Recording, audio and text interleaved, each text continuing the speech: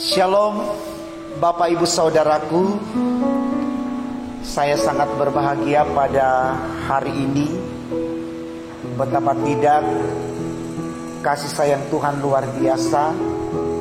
Tanpa terasa YouTube yang selalu menyiarkan firman Tuhan di waktu pagi yang saya boleh sampaikan tepat hari ini genap 1 tahun, yaitu 29 Maret dari 2020 dan sekarang ada di 2021. Atas kebaikan Tuhan ini saya ingin mempersembahkan satu pujian sebelum saya menyampaikan renungan firman di pagi ini. Lagu ini mau bercerita tentang seorang anak manusia yang merasa sangat terberkati di dalam dia menjalani kehidupannya dari waktu ke waktu. Dan atas berkat Tuhan ini, anak manusia tersebut berharap kasih Tuhan tidak pernah berhenti untuk kehidupannya. Dan inilah ungkapan yang juga sesungguhnya saya sangat dambakan. Kalau Tuhan tidak pernah berhenti mencintai, menyertai, dan memberkati saya dalam pelayanan yang Dia percayakan ini. Mari saudaraku, kita bersama menikmati pujian di hari yang penuh bahagia di 1 tahun pelayanan video renungan pagi saat ini.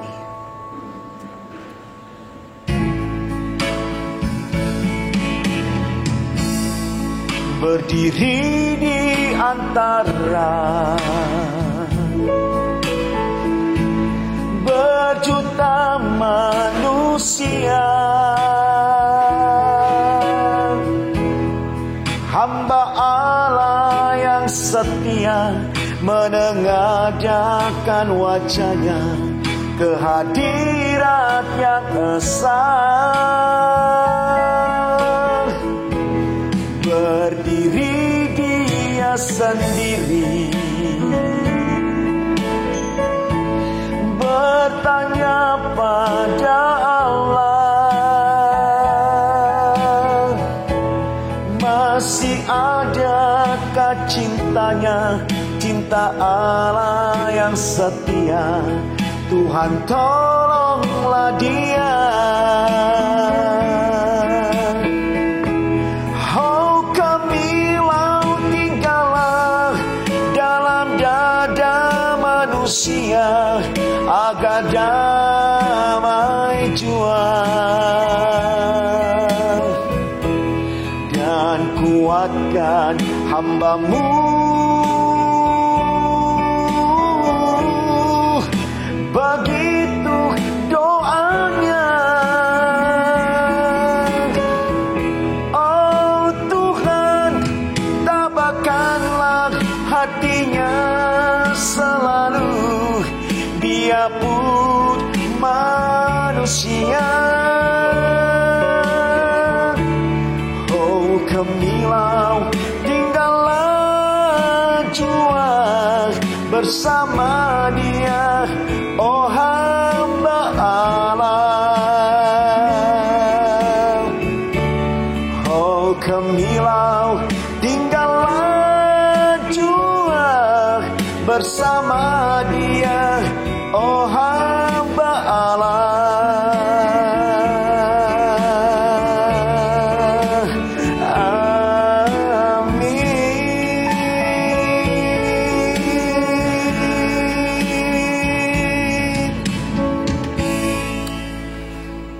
Saudaraku, mari kita berdoa sebelum kita membaca dan merenungkan firman Allah. Mari kita berdoa. Tuhan Yesus, terima kasih karena Engkau sudah menyertai pelayanan hamba lewat video yang memberitakan firman di setiap pagi. Ini anugerah besar darimu Tuhan, dan patut hamba syukuri, karena hamba sadar betul hamba boleh ada di pelayanan 1 tahun di video YouTube ini, itu karena Tuhan. Maka di pengucapan syukur 1 tahun pelayanan di video YouTube ini, hamba kembali membawa kesediaan untuk memberitakan firman-Mu, dengan harapan firman Allah di pagi ini menjadi berkat untuk kami sekalian yang mendengarkannya di berbagai tempat, agar dengan demikian kami semua boleh menjadi pelaku firman demi untuk kemuliaan nama-Mu. Untuk apa yang kami minta ini Tuhan, berfirmanlah, karena kami sedia mendengarkannya. Amin. Saudara-saudaraku, bacaan Alkitab kita di Senin pagi ini terambil dari kitab Injil Lukas 12 ayatnya yang ke-41 hingga 48. Bagian Alkitab ini dibacakan demikian. Kata Petrus, "Tuhan, kamikah yang Engkau maksudkan dengan perumpamaan itu, atau juga semua orang?" Jawab Tuhan, "Jadi siapakah pengurus rumah yang setia dan bijaksana, yang akan diangkat oleh tuannya menjadi kepala atas semua hambanya, untuk memberikan makanan kepada mereka pada waktunya? Berbahagialah hamba yang didapati tuannya melakukan tugasnya itu ketika tuannya itu datang. Aku berkata kepadamu, sesungguhnya tuannya itu akan mengangkat dia menjadi pengawas segala miliknya. Akan tetapi, jikalau hamba itu jahat dan berkata di dalam hatinya, tuanku tidak datang, lalu ia mulai memukul hamba-hamba laki-laki dan hamba-hamba perempuan, dan makan minum dan mabuk, maka tuan hamba itu akan datang pada hari yang tidak disangkakannya, dan pada saat yang tidak diketahuinya, dan akan membunuh dia dan membuat dia senasib dengan orang-orang yang tidak setia." Saudaraku, tema renungan kita di Senin pagi ini dituliskan demikian dalam Sabda Bina Umat: berbahagialah dalam melaksanakan tugas. Saudaraku, saya sangat yakin dan percaya kita semua sepakat kalau kemudian dikatakan bekerja atau menunaikan tugas yang kita emban atau yang dipercayakan kepada kita, itu adalah sesuatu yang wajib untuk kita kerjakan. Situasi melakukan kerja ini, saudaraku, tentu tidak dengan terpaksa atau hanya untuk mencari perhatian supaya kita disanjung, kita dipuji, atau mungkin pekerjaan ini kita lakukan hanya untuk mencari sesuatu yang bisa kita dapatkan, katakan upah. Bukan dalam rangka itu, saudaraku. Tapi setiap pekerjaan yang diembankan kepada kita untuk kita kerjakan, hendaknya kita lakukan dari jiwa yang memuliakan Allah.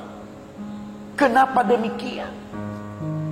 Karena ketika kita lakukan pekerjaan itu untuk mempermuliakan nama Tuhan, maka di sana yang ada pada kita adalah ketulusan, kejujuran, keikhlasan. Sesuatu yang kita lakukan selalu tanpa pamrih, tidak menuntut pujian, tidak menuntut balasan, tidak meminta upah yang bukan dari hasil jerih payah kita. Semua kita lakukan dalam sebuah kerelaan, dalam rangka menunjukkan bakti diri kita kepada Allah yang menganugerahkan potensi kepada kita untuk kita berdayakan dalam rangka mempermuliakan namanya. Saya pikir ini baik saudaraku untuk kita renungkan. Karena tidak sedikit orang, mungkin juga termasuk saya dan Bapak Ibu, yang melakukan tugas pekerjaan kita, entah di rumah, di kantor, bahkan di gereja dalam pelayanan. Semua dibangun dengan tujuan supaya kita mendapatkan sesuatu imbalan di sana. Ibarat kata dalam seperti ilmu ekonomi, katakan kita menjual jasa untuk mendapatkan upah. Bukan dalam rangka itu saudaraku. Karena kalau kita berbicara dalam konteks kekristenan, apa yang kita lakukan dalam pekerjaan kita itu adalah bentuk dari pelayanan yang harus kita lakukan saudaraku. Karena upahnya sudah pasti, yaitu sorga.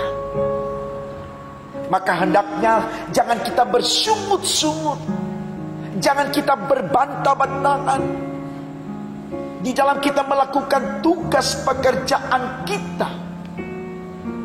Karena itu merupakan sesuatu yang wajib, yang diminta oleh Allah sebagai bukti kesediaan kita mengkaryakan diri untuk kemuliaan namanya. Itu yang disoroti oleh tema khotbah kita saudaraku. Berbahagia dalam melaksanakan tugas. Kata berbahagia ditempatkan di tema khotbah kita ini sebagai semangat bagi kita untuk mensyukuri kalau Tuhan masih mempercayakan sebuah pekerjaan kepada kita, yang identik pekerjaan itu adalah pelayanan. Di rumah, di kantor, di pertemanan, di gereja, semua ruang kerja kita itu adalah pelayanan. Kesediaan kita untuk mendharma baktikan diri kita sebagai pelayan Allah, sebagai alat Allah, sebagai pekerja Allah. Makanya saya dan saudara disebut sebagai laskar Kristus, rekan sekerja Kristus. Mari kita catat ini saudaraku. Dan begitu berbahagia kita saudara ketika kita disebut rekan sekerja Kristus. Dan kalau sudah Kristus yang kita lakukan, atas nama Kristus yang kita lakukan, mau gaji sebesar apapun tidak ada artinya saudaraku. Karena upah yang akan diberikan Kristus itu lebih tinggi dari gaji berapapun. Karena upah yang diberikan Kristus, sekali lagi, upah yang diberikan Kristus itu adalah sorga. Mari kita renungkan ini saudaraku, supaya apa yang disampaikan Yesus di dalam bacaan kita saat ini, kita tidak melakukan pekerjaan kita hanya karena Tuhan kita ada di hadapan kita. Tapi ketika Tuhan kita tidak ada dalam pandangan mata kita, kita melepaskan pekerjaan itu. Kita merasa, untuk apa saya berjerih lelah melakukan pekerjaan ini, toh tidak ada yang menilai saya. Saudaraku, Allah itu tidak pernah tidur. Dia tahu kemalasan kita, Dia tahu masa bodoh kita. Jadi jangan pernah berpikir bahwa Tuhan tidak melihat kita. Bacaan Alkitab kita sudah mengatakan Tuhan itu akan datang di waktu yang saudara tidak sangka-sangka. Dan Dia selalu meminta pertanggungjawaban dari kita. Bisakah kita bayangkan saudara, kalau Tuhan datang tanpa kita ketahui dan Dia meminta pertanggungjawaban dari apa yang kita kerjakan? Apa yang akan kita katakan kepadanya? Mari saudaraku, kita berpikir bijak untuk diri kita. Gunakan hikmat Allah, gunakan iman yang teguh, agar di situasi apapun kita tidak pernah bermalas-malasan, kita tidak pernah bermasa bodoh, kita tidak pernah ogah-ogahan, karena kita tahu Tuhan selalu melihat kita, dan apa yang Tuhan nilai atas kita itu menentukan sorga kita. Semangat saudaraku, semangat dan semangat. Yakin jeripaya kita tidak akan sia-sia di dalam Tuhan, karena itu akan menjadi sorga untuk kita. Seperti Paulus katakan dalam Filipi 1 ayat 22, dan kalau aku harus hidup, aku harus memberi buah.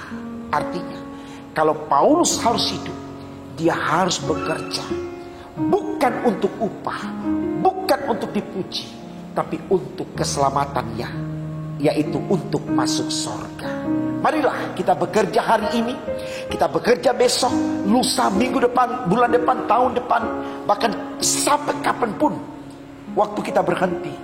Bekerjalah untuk kita masuk surga, karena itu lebih baik daripada sekedar gaji yang miliaran sekalipun. Satu ketika uang itu tidak ada gunanya. Bukan berarti kita tidak butuh uang, tapi jangan karena uang kita lupakan surga, karena surga yang terpenting dalam hidup ini. Selamat berkarya saudaraku. Tuhan Yesus memberkati firman-Nya. Amin.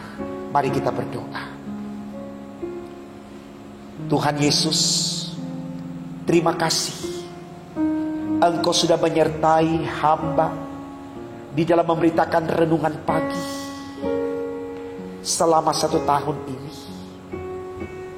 Di video YouTube, Engkau terus memberikan kesempatan kepada hamba untuk memberitakan firman-Mu. Doa hamba Tuhan, di pengucapan syukur 1 tahun pelayanan ini, berkati semua jemaat-Mu dimanapun berada yang setia mendengarkan renungan pagi. Berkati mereka dalam kehidupan pribadinya, kehidupan rumah tangganya, pekerjaannya, pergaulannya, bahkan segala apa yang dia gumuli dalam hidupnya. Berkati semua jemaat-Mu yang mendengarkan renungan pagi di YouTube, yang hamba selalu share untuk dinikmati. Dimanapun mereka berada Tuhan, kebaikan-Mu menyertai mereka. Dan biarkan hamba Tuhan untuk perjalanan pelayanan selanjutnya, Engkau terus berikan semangat, Engkau terus berikan kekuatan iman, kesehatan jasmani, kepintaran, kecerdasan, agar hamba boleh pakai semuanya hanya untuk mempermuliakan nama-Mu.